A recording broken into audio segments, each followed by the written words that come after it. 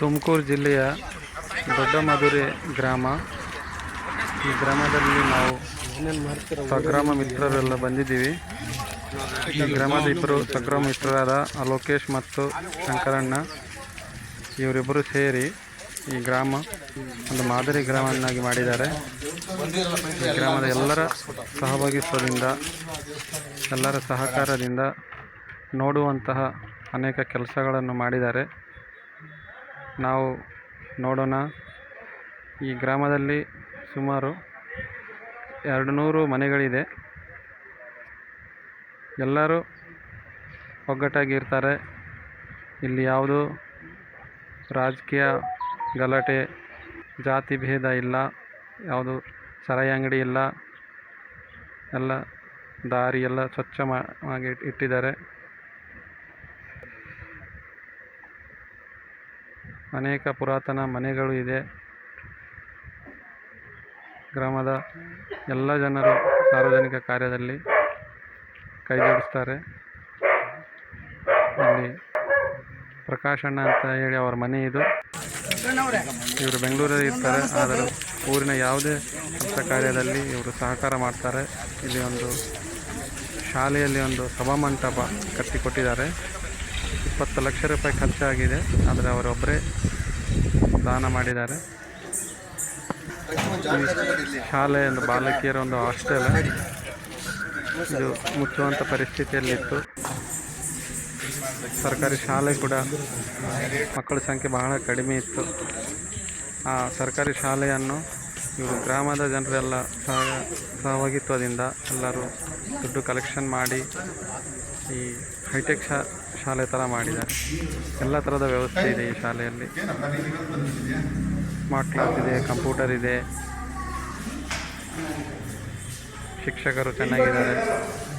Private ಶಾಲೆಗಿಂತ ಚೆನ್ನಾಗಿ ಮಾಡಿದ್ದಾರೆ. ಇದು ಸರ್ಕಾರ ಮೇಲೆ ಇವರು ಅವಲಂಬಿತ ಆಗದೆ ಇವರೇ ಮಾಡ್ತಾರೆ. ಇಲ್ಲಿ LKG UKG ಈ ಶಾಲೆ ಊರಿನವರು ನಡೆಸ್ತಾರೆ.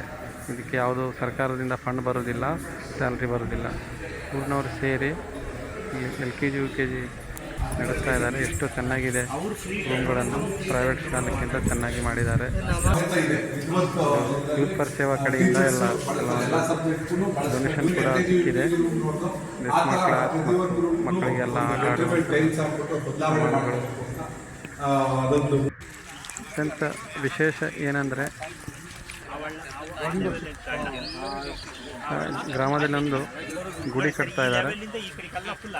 ಕಲ್ಲಿನಿಂದ ಈ ಗುಡಿ ಸುಮಾರು 1 ಕೋಟಿ ರೂಪಾಯಿ ಖರ್ಚಾಗ್ತಾ ಇದೆ.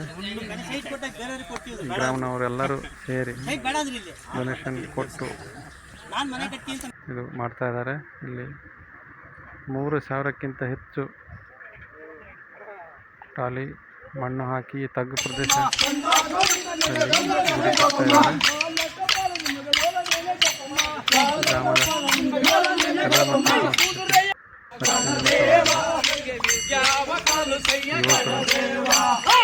ಕೋಲಾಟ ಚೆನ್ನಾಗಿದೆ.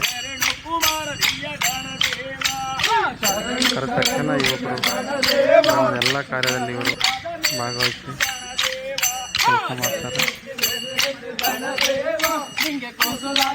ಗ್ರಾಮದ ಶಾಲೆಯ ಈ ತಾಲೂಕಿನ BO ಸರ್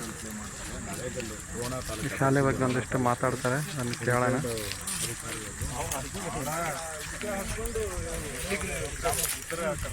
ದೊಡ್ಡಮಧುರೆ ಗ್ರಾಮಕ್ಕೆ ಆ ಹೆಸರಿಗೆ ತಕ್ಕಂತೆ ಸರ್ಕಾರಿ ಶಾಲಾ ಆವರಣದಲ್ಲಿ ಸುಮಾರು 16 ಎಕರೆಯ ವಿಸ್ತೀರ್ಣದ ಒಂದು ಜಾಗ ಶಾಲೆ ಹೆಸರಲ್ಲಿದೆ. ಈ ಆವರಣದಲ್ಲಿ ನೋಡಿ, ಕಿರಿಯ ಪ್ರಾಥಮಿಕ ಶಾಲೆ ಇದೆ. ಕಿರಿಯ ಮತ್ತು ಹಿರಿಯ ಪ್ರಾಥಮಿಕ ಶಾಲೆ 1 to 7th ವರೆಗಿದೆ. ಪೂರ್ವ ಪ್ರಾಥಮಿಕ ಶಾಲೆಯಿಂದ 7ನೇ ತರಗತಿವರೆಗೆ ಇದೇ ಆವರಣದ ಆ ಕಾಂಪ್ಲೆಕ್ಸಲ್ಲಿ ತರಗತಿಗಳು ನಡೀತಾ ಇದೆ. ಈ ಭಾಗದ ಕಾಂಪ್ಲೆಕ್ಸ್ನಲ್ಲಿ 8th 9th 10th ತರಗತಿಗಳು ನಡೀತಾ ಇದೆ. ಈಗಾಗಲೇ ತಾವು ನೋಡಿದಂತೆ ಇದು ಕರ್ನಾಟಕ ಕಸ್ತೂರಬಾ ಬಾಲಕಿಯರ ವಸತಿ ನಿಲಯ. ಇಲ್ಲಿ 100 ಜನ ವಿದ್ಯಾರ್ಥಿನಿಯರ ವಾಸ್ತವ್ಯಕ್ಕೆ ಸರ್ಕಾರ ಅವಕಾಶ ಮಾಡಿಕೊಟ್ಟಿದೆ. ಇದರ ವಿಶೇಷತೆ ಏನಂದರೆ, ಕಸ್ತೂರಬಾ ಬಾಲಕಿಯರ ವಸತಿ ನಿಲಯ ಕರ್ನಾಟಕ ರಾಜ್ಯದ ಆಯ್ದ ತಾಲೂಕಾ ಕೇಂದ್ರಗಳಲ್ಲಿದೆ. ಬೇರೆ ಬೇರೆ ವಸತಿ ನಿಲಯಗಳಲ್ಲಿ ಏನು ಅವಕಾಶ ಇದೆ, ಏನಿದೆ ಅಲ್ಲಿ ಪ್ರವೇಶವನ್ನು ಪಡಿಬೇಕಂದ್ರೆ ಪರೀಕ್ಷೆಗಳನ್ನು ಮಾಡ್ತಾರೆ. ಆದರೆ ನಮ್ಮ ಕರ್ನಾಟಕ ಬಾಲಕಿಯರ ವಸತಿ ನಿಲಯಕ್ಕೆ ಪ್ರವೇಶ ಬಯಸಲಿಕ್ಕೆ ಯಾವುದೇ ಆಯ್ಕೆ ಪರೀಕ್ಷೆಗಳು ಇಲ್ಲ. ಇಲ್ಲಿ ಸಾಮಾನ್ಯವಾಗಿ ನಮ್ಮ ಹತ್ರ ಒಬ್ಬ ಪೋಷಕರ ಮಕ್ಕಳು, ಇಬ್ಬರು ಪೋಷಕರು ಇಲ್ಲದೇ ಇರ್ತಕ್ಕಂಥವ್ರ ಮಕ್ಕಳು, ಅಜ್ಜಿ ತಾತಂದಿರ ಆಶ್ರಯದಲ್ಲಿ ಇರ್ತಕ್ಕಂಥವ್ರ ಮಕ್ಕಳು, ಇಲ್ಲಿ ಸಾಕಷ್ಟು ವಿದ್ಯಾರ್ಥಿನಿಯರು ಆಶ್ರಯವನ್ನು ಪಡ್ಕೊಂಡಿದ್ದಾರೆ. ಇದು ಈಗಾಗಲೇ ನಮ್ಮ ಅಲೋಕ್ ಹೇಳಿದಂತೆ ಕಳೆದ 2 ವರ್ಷಗಳ ಹಿಂದಲೇ ಹಾಸ್ಟೆಲ್ಲು ಆಫ್ಟರ್ ಕೊರೋನಾ ಇದು ಮುಚ್ಚುವ ಹಂತಕ್ಕೆ ಬಂದುಬಿಟ್ಟಿತ್ತು. ವಿದ್ಯಾರ್ಥಿಗಳ ಸಂಖ್ಯೆ ತುಂಬ ಕ್ಷೀಣಿಸಿತ್ತು. ಹಾಗಾಗಿ ನಮ್ಮ ಮೇಲಂತದ ಅಧಿಕಾರಿಗಳು ಏನು ಆದೇಶ ಮಾಡ್ತಾಯಿದ್ರು ಅಂದರೆ, ನೀವಿರ್ತಕ್ಕಂಥ 15 ವಿದ್ಯಾರ್ಥಿಗಳಲ್ಲಿ ವಸತಿ ನಿಲಯವನ್ನು ಮಾಡಲಿಕ್ಕಾಗಲ್ಲ, ಅದನ್ನು ಮುಚ್ಚಿಬಿಡಿ. ಆಗ ನಿಜಕ್ಕೂ ನನ್ನ ಪಾಲಿಗೆ ಬಂದವರು ಈ ಗ್ರಾಮದ ಯುವಕರು. ಇಲ್ಲ, ನಮ್ಮ ಗ್ರಾಮದಲ್ಲಿ ಇರ್ತಕ್ಕಂಥ ವಸತಿ ನಿಲಯ, ಇವತ್ತು ನಾವು ನೋಡ್ತಿರ್ತಕ್ಕಂಥ ವಸತಿ ನಿಲಯಕ್ಕೂ ಕಳೆದ 3 ವರ್ಷಗಳ ಹಿಂದೆ ಇದ್ದಂಥ ವಸತಿ ನಿಲಯಕ್ಕೂ ಅಜಗಜಾಂತರ ವ್ಯತ್ಯಾಸ ಇದೆ. ಯಾವುದೇ ರಕ್ಷಣಾ ವ್ಯವಸ್ಥೆ ಇರಲಿಲ್ಲ. ಸುಮಾರು ವರ್ಷಗಳ ಹಿಂದೆ ಕಟ್ಟಿದಂಥ ಬಿಲ್ಡಿಂಗು ಕೂಡ ಅದು ತನ್ನ ಅಂದವನ್ನು ಆಕಾರವನ್ನು ಕಳ್ಕೊಬಿಟ್ಟಿತ್ತು.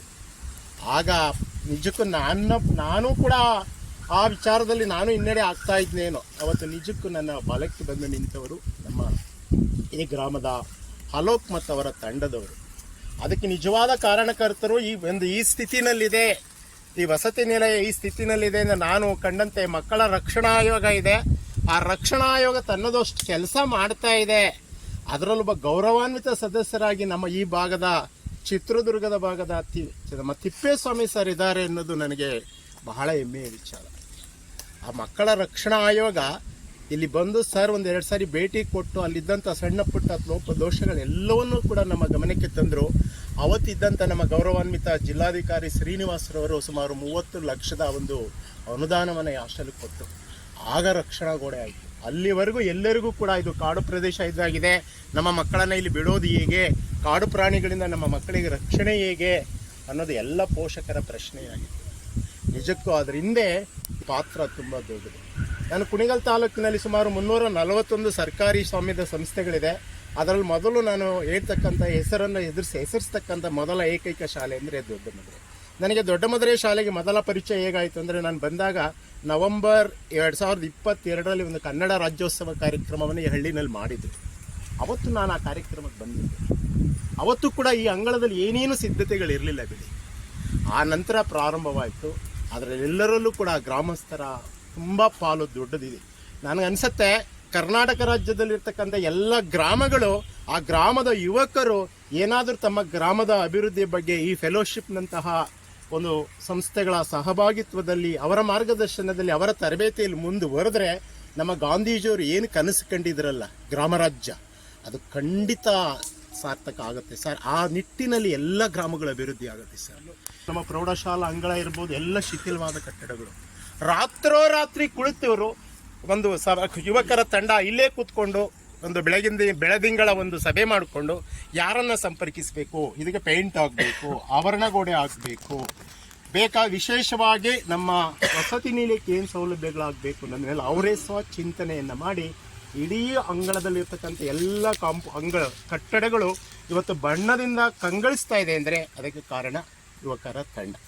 ಅದ್ರ ಜೊತೆಗೆ ನೋಡಿ, ಸುಮಾರು 500 ವಿದ್ಯಾರ್ಥಿಗಳು 500 ಜನ ಕೂತ್ಕೊಂಡು ಒಂದು ಸಭೆ ಸಮಾರಂಭವನ್ನು ಮಾಡ್ತಕ್ಕಂಥ ಒಂದು ವೇದಿಕೆ ಹಾಲ್ ಕೂಡ ನಿರ್ಮಾಣ ಆಯಿತು ಆ ಸಂಘದ ಸದಸ್ಯರಿಂದ. ಅದಕ್ಕೆ ಮೂಲ ಕಾರಣಕರ್ತರು ನಮ್ಮೆಲ್ಲ ಜೊತೆಯಲ್ಲಿರ್ತಕ್ಕಂಥ ಪ್ರಕಾಶ್. ಇವತ್ತು ಎಷ್ಟೋ ಜನ ತಮ್ಮ ಹಳ್ಳಿಗಳನ್ನು ಮರೆತುಬಿಟ್ಟಿದ್ದಾರೆ. ಅಜ್ಜಿ ನೆನಪಿಲ್ಲ, ಅಪ್ಪ ಅಮ್ಮನ ನೆನಪೇ ಇಲ್ಲ. ತಮ್ಮ ಅಜ್ಜ ಮತ್ತು ಅಜ್ಜಿಯ ಸವಿ ನೆನಪಿನಲ್ಲಿ ಆ ದೊಡ್ಡ ಸಭಾಂಗಣವನ್ನು ತಂದೆ 10 ಲಕ್ಷ ವೆಚ್ಚದಲ್ಲಿ ಅಲ್ಲಿಗೆ ಹೋದಾಗ ಅದನ್ನು ಕೂಡ ಅದ್ರ ಜೊತೆಗೆ ಆಟದ ಅಂಕಣಗಳೆಲ್ಲ ಆಗ್ತಾ ಇದೆ. ಅದರ ಜೊತೆಗೆ ನೋಡಿ ಐಮಾಸ್ ಲೈಟನ್ನು ಹಾಕಿಕೊಟ್ಟಿದ್ದಾರೆ. ಇದು ಗ್ರಾಮ ಪಂಚಾಯತ್ ವತಿಯಿಂದ ಆಗಿರ್ತಕ್ಕಂಥ ಕೆಲಸ. ಇವತ್ತು ಕರ್ನಾಟಕದಾದ್ಯಂತ ಸರ್ ನಿನ್ನೆ ನಿಮ್ಗೆ ಯಾವುದೋ ಕೇರಳದ್ದು ಒಂದು ಗ್ರಾಮ ಪಂಚಾಯತಿಯ ಒಂದು ಇದನ್ನು ಹಾಕಿದ್ರೆ ಸರ್, ನನಗೆ ಭಾಳ ಖುಷಿ ಆಯಿತು ಸರ್ ಅದನ್ನು ನೋಡಿ. ನಮ್ಮೆಲ್ಲ ಗ್ರಾಮ ಪಂಚಾಯತಿಗಳು ಆ ಕಟ್ಟಡಗಳ ಆ ಸ್ಥಿತಿನಲ್ಲಿದ್ದರೆ ಅಲ್ಲಿ ಕೆಲಸ ಇದ್ದರೆ ಕರೋನಾ ಬರೆದಿದ್ರೆ ನೀನು ದೊಡ್ಡಮದುರೆ ಕಡೆ ಬರ್ತಾ ಇರಲಿಲ್ವೇನೋ. ಆಗ ನೀವೆಲ್ಲರ ಯುವಕರ ತಂಡ ಇಲ್ಲಿ ಒಂದು ಸಂಘಟಿತವಾದಂಥ ಪ್ರಯತ್ನ ಮಾಡ್ತಾನೆ ಇರಲಿಲ್ವೇನೋ. ಈ ಊರಿನಲ್ಲಿ ನೋಡಿ, ಕೇವಲ ಶಿಕ್ಷಣ ಕ್ಷೇತ್ರ ಅಲ್ಲ, ಧಾರ್ಮಿಕವಾಗಿ ದೇವಸ್ಥಾನ, ಅಷ್ಟು ಜಲ ಸಂಪತ್ತು. ನಮ್ಮ ದೊಡ್ಡಮದುರೆ ಗ್ರಾಮಕ್ಕೆ ಎಷ್ಟು ನೀರು ಬರಬೇಕು ಅದರ ಪಾಲನ್ನು ಪಡೆಯುವಲ್ಲಿ ಕೂಡ ಅವ್ರು ಖಂಡಿತ ಹಿಂದೆ ಹಿಡಿದಿಲ್ಲ. ಹಗಲು ರಾತ್ರಿ ಹೋಗಿ ರಾತ್ರಿ ಎಲ್ಲ ಆ ನೀರು ಬರೋ ಆ ಸಮಯದಲ್ಲಿ ಮಲಗಿದ್ದು ತಮ್ಮ ಊರಿಗೆ ಈ ಭಾಗಕ್ಕೆ ಹರಿಸಬೇಕಾದಷ್ಟು ಅಷ್ಟು ನೀರನ್ನು ಹರಿಸ್ಕೊಳ್ಳಲೇಬೇಕು. ಈ ಹೋಬಳಿ ಎಲ್ಲ ಕೆರೆಗಳನ್ನು ತುಂಬಿಸ್ಕೊಳ್ಳೋವರೆಗೆ ಅವರು ಮುಂದಕ್ಕೆ ನೀರನ್ನು ಅಂದರೆ ತಮ್ಮ ಪಾಲನ್ನು ಉಳಿಸ್ಕೋಬೇಕು. ನಮ್ಮ ಹಳ್ಳಿ ನಿಜಕ್ಕೂ ಈ ರೀತಿಯ ಒಂದು ನಿಜವಾದ ಪ್ರಯತ್ನ ಕಿರಿಯ ಪ್ರಾಥಮಿಕ ಶಾಲೆಯು ಕೂಡ ಇದೇ ಅಂಗಳದಲ್ಲಿದೆ. ಅಲ್ಲಿ ಪೂರ್ವ ಪ್ರಾಥಮಿಕ ತರಗತಿಗಳಿದೆ. ಇವತ್ತಿನ ಒಂದು ಪತ್ರ ಕೊಟ್ಬಿಡ್ತೀವಿ, ಅಯ್ಯೋ ಇವ್ರೇನು ಮಾಡಲ್ಲ ಅದು ಸುಮ್ಮನೆ, ಅಥವಾ ಇನ್ನೇನೇ ಇವರಲ್ಲ ಹಂಗೇರಿ ಹಿಂಗೇರಿ ಎಷ್ಟು ಸಾರಿ ಹೋಗೋದು ಅಂತ ನಾವು ಮಾತಾಡ್ತಾ ಇರ್ತೀವಿ. ಬಟ್ ಅವ್ರಿಗೆ ಅವ್ರದೇ ಆದಂತ ಕೆಲವು ಲಿಮಿಟೇಷನ್ಸ್ ಇದ್ದಾಗ ಅದನ್ನ ಬಗೆಹರಿಸಕ್ಕೆ ಮೇಲಿನ ಹಂತದಲ್ಲಿ ನಾವು ಪ್ರಯತ್ನಗಳು ಮಾಡಬೇಕಾದಂತ ಅಗತ್ಯವೂ ಬರುತ್ತೆ. ಅದನ್ನ ಬಗೆಹರಿಸ್ಕೊಟ್ರೆ ಸ್ಥಳೀಯವಾಗಿ ಸಹಜವಾಗಿ ಅವರು ಕೆಲವು ಬಾರಿ ಅವ್ರ ಮಿತಿಗಳನ್ನ ಹೇಳ್ಕೊಳಕ್ಕಾಗಲ್ಲ, ಅಧಿಕಾರಿಗಳಾಗಿ ಅವ್ರ ಮಿತಿಗಳನ್ನ ಹೇಳ್ಕೊಳಕ್ಕಾಗಲ್ಲ. ಅವ್ರಿಗೆ ಬೇರೆ ತರದ ಒತ್ತಡಗಳು ಸಮಸ್ಯೆಗಳು ಇರುವಂತದ್ದು ನಾವು ನೋಡ್ತೀವಿ. ಅದನ್ನ ಮೀರಿ ಮುಂದೆ ಹೋದಾಗ ಕೆಲಸ ಮಾಡ್ಲಿಕ್ಕೆ ಅನುಕೂಲ ಆಗುತ್ತೆ. ನಮ್ಗೆ ಸಾರ್ವಜನಿಕರಾಗ್ತದೆ, ನಾವು ಇಲ್ಲಿ ಇದೆ ಅಂತ ಬಾಯಿ ಮಾತು ಹೇಳ್ತೀವಿ, ಅದನ್ನ ಸಾಧಿಸಿ ತೋರಿಸ್ತಿದೀವ ಅಲ್ವಾ? ಇವಾಗ ಏನೇ ಇಲಾಖೆ ನಿಯಮ ಇಲ್ರಿ, ನನ್ನ ಗ್ರಾಮ ಪಂಚಾಯತಿ ವ್ಯಾಪ್ತಿಯಲ್ಲಿ ಮಕ್ಕಳಿಗೆ ಅನುಕೂಲ ಆಗಬೇಕು ಅನ್ನೋದಕ್ಕೆ ನಮ್ಮ ಪಂಚಾಯತ್ ಈ ನಿರ್ಧಾರ ತಗೊಂಡಿದೆ. ಹೋಗ ಅದು ಯಾವ ಇಲಾಖೆ ಅದು ಏನ್ ಮಾಡ್ತೀವಿ ನೋಡೋಣ ಅನ್ನುವ ಈ ಇಚ್ಛಾಶಕ್ತಿಯನ್ನ ನಮ್ಮ ಸ್ಥಳೀಯಾಡಳಿತಗಳು ಯಾಕೆಂದ್ರೆ RTE ಕಾಯ್ದೆ ಅನುಷ್ಠಾನ ಮಾಡೋದ್ರಲ್ಲಿ ಸೆಕ್ಷನ್ 17 ಮುಂದಕ್ಕೆ ಹೋಗ್ಬಿಟ್ರೆ ಸ್ಥಳೀಯ ಸರ್ಕಾರದ ಸಮುಚಿತ ಸರ್ಕಾರದ ಪಾತ್ರ ಇದೆ. ಆ ಪಾತ್ರ ಇವತ್ತಿನವರೆಗೂ ಅರ್ಥ ಆಗಿಲ್ಲ. ಬಹುಶಃ ತುಂಬ ನನಗೆ 5970 ಪಂಚಾಯತಿ PDOಗಳಿಗೆ ಎಷ್ಟು ಜನಕ್ಕೆ ನಾನು RTE ಇಂಪ್ಲಿಮೆಂಟರ್ ಅಂತ ಗೊತ್ತಿದೆಯೋ ಗೊತ್ತೇ ಇಲ್ಲ ಅಲ್ವಾ? ನಾವು ತೋರಿಸಿಲ್ಲ ಅವ್ರಿಗೆ ನಿಮ್ದು ಇದೆಯಪ್ಪ ಪಾತ್ರ. ಬರೀ ಶಿಕ್ಷಣ ಇಲಾಖೆ ಅವ್ರದ್ದು ಅಷ್ಟೇ ಅಲ್ಲ, ಆಸ್ ಎ PDO RTE ಕಾಯ್ದೆ ಅನುಷ್ಠಾನ ಮಾಡೋಕ್ಕೆ ಅಥವಾ ನಗರ ಸ್ಥಳೀಯಾಡಳಿತ ಸಂಸ್ಥೆಗಳಿದ್ದಾವೆ, ನಮ್ಮ ಪುರಸಭೆ, ಅವ್ರಿಗೆ ನಿಮ್ಮ ಕೆಲಸಗಳಿದೆ, ನಿಮ್ಮ ಜವಾಬ್ದಾರಿ ಇದೆ ಅಂತ ಹೇಳ್ಬೇಕಲ್ಲ. ನಾವು ಅದನ್ನ ಹೇಳ್ತಾ ಇಲ್ಲ. ನಾವು ನಮ್ಮ ಊರಿನ ಮಕ್ಕಳ ಹಿತದೃಷ್ಟಿಯಿಂದ ಈ ನಿರ್ಧಾರ ತಗೊಂಡಿದ್ದೀವಿ ಅಂತ ರೆಸಲ್ಯೂಷನ್ ಪಾಸ್ ಮಾಡಿ ಮುಗೀತಪ್ಪ ಅಲ್ವಾ? ಅವ್ರಿಗೆ ನಿಯಮಗಳನ್ನ ಫಾಲೋ ಮಾಡ್ಲಿಕ್ಕೆ ಅನುಕೂಲ ಸಹಾಯ ಆಗಿ ಸಾಧ್ಯ ಆಗುತ್ತೆ. ಹೆಣ್ಣು ಮಕ್ಕಳಿಗೆ ಯಾರಾದರೂ ತಮ್ಮ ವ್ಯಾಪ್ತಿನಲ್ಲಿ ಇಂಥ ಮಕ್ಕಳಿದ್ರೆ ಖಂಡಿತ ಇಲ್ಲಿ 6ನೇ ತರಗತಿಯಿಂದ 10ನೇ ತರಗತಿಯವರೆಗೆ ವಾಸ್ತವ್ಯ ಇದೆ. ಎಷ್ಟು ಅಚ್ಚುಕಟ್ಟಾಗಿದೆ ಅಂದರೆ ವ್ಯವಸ್ಥೆ ನಿಮಗೆ ಗೊತ್ತಿರಲಿ, ನಮ್ಮ ಮನೆಗಳಿಗಿಂತ ತುಂಬ ಅಚ್ಚುಕಟ್ಟಾಗಿದೆ. ಇಲ್ಲಿ ಬರ್ತಕ್ಕಂಥ ಏಜೆನ್ಸಿಗಳು ಸರ್, ನಾನು ನೋಡಿದ್ದೀನಿ ಸರ್ ಅವರಿಗೆ ಆ ಸರ್ಕಾರದ ಪಾಲು ಏನಿದೆ ಅದಕ್ಕಿಂತ ಹೆಚ್ಚಿನ ಪಾಲನ್ನು ಹಾಕಿಕೊಟ್ಟು ನಮ್ಮ ಇದಕ್ಕೆ ವ್ಯವಸ್ಥೆಗೆ ಕೊಟ್ಟರೆ ನಮ್ಮ ಮಕ್ಕಳಿಗೆ ಬರಬೇಕಾದ ಊಟ ಸೌಲಭ್ಯಗಳು ಸಿಗುತ್ತೋ ಇಲ್ಲೋ ಗೊತ್ತಿಲ್ಲ, ಅಂತ ಎಲ್ಲ ಸೌಲಭ್ಯಗಳಿದೆ. ನಾನು ಈಗ ಅಡುಗೆ ಮನೆಗೆ ಹೋದ ತಕ್ಷಣ ಕೇಳಿದೆ, ನಿಮ್ಮ ಅಡುಗೆ ಮನೆಗೆ ಇನ್ನೇನೇನು ಬೇಕು ನೋಡಿ, ಮೊದಲು ಇಲ್ಲಿರ್ತಕ್ಕಂಥ ಪ್ಲಾಸ್ಟಿಕ್ ಅದೇನೇನಿದೆ ಎಲ್ಲ ರಿಮೂವ್ ಮಾಡಿಬಿಡಿ, ಅದೆಲ್ಲ ಪಟ್ಟಿ ಕೊಡಿ, ನಾವೆಲ್ಲ ಇಲಾಖೆಯಿಂದ ಇನ್ನೊಂದು ಸ್ಟೆಪ್ ಏನು ಬೇಕು ನಿಮಗೆ ತರಿಸ್ಕೊಡ್ತೀವಿ. ಅಷ್ಟು ಸುಸಜ್ಜಿತವಾದ ಹಾಸ್ಟೆಲ್ ಇದೆ. ಅಡುಗೆಯವರು, ಅಲ್ಲಿರ್ತಕ್ಕಂಥ ಕಾವಲುಗಾರರೆಲ್ಲ ಯಾರೂ ಇಲ್ಲ, ನಮ್ಮ ಯುವಕರೇ, ಶಂಕರಣ್ಣವರೇ ಅಲ್ಲಿಯ ವ್ಯವಸ್ಥೆಯನ್ನು ನೋಡ್ಕೊಳ್ತಾರೆ. ಈ ಗ್ರಾಮದ ಹೆಣ್ಣು ಮಕ್ಕಳೇ ಅಲ್ಲಿ ಅಡುಗೆ ವ್ಯವಸ್ಥೆಯನ್ನು ನೋಡ್ಕೊಳ್ತಾರೆ. ಪ್ರತಿಯೊಬ್ಬರು ಏನಾಗ್ತಾ ಇದೆ ಏನಾಗ್ತಿಲ್ಲ ಅನ್ನೋದನ್ನು ಪ್ರತಿಯೊಂದು ಅಕ್ಕಿ ಹೇಗಿರಬೇಕು, ರವೆ ಹೇಗಿರಬೇಕು, ಬೇಳೆ ಹೇಗಿರಬೇಕು, ಇದನ್ನು ಪ್ರತಿಯೊಬ್ಬ ಗ್ರಾಮಸ್ಥರು ಬಂದಾಗ ಏನೇನೋ ಬೇಯಿಸಾಕೋದು. ನಾನಿವತ್ತು ತುಂಬ ಹಾಸ್ಟೆಲ್ಗಳೆಲ್ಲ ನೋಡಿದ್ದೇನೆ.